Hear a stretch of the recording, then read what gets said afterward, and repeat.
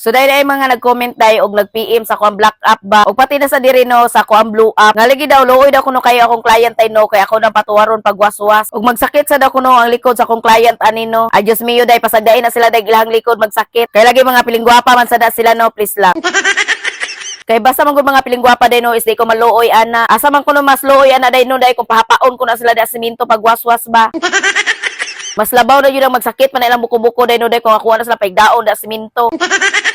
Kay diri man gud sa akong trabaho day no day walay VIP diri. Kung andam ka mo tuwad day no hala pariban sa piling gwapa oy. Pero kung gusto gali ka day no nga bugnaw day maghilahigda ka ay adto na lang sa parlor pariban day oy. Kay kani man gud ako mga client diri day no kay master na kay instanan mo dala og tuwad. Una di na maluoy ang piling gwapa ni day no kung malakit magali lang likod ang trabaho aba. Kay wara gyud na nag-ingon ang mga client ko sa buki day day nga kuha na gipanglumsan sa buang tabay. Ay, wa maganda sila nagreklamo day no day, wa pa ako patungahaday, wa magina nakit ang ilang likod. Og pati maganda si Fatherland day no day, wa kaligtas day. Gilumsan sa nako na day sa tabay na mo sa bukid, please lang.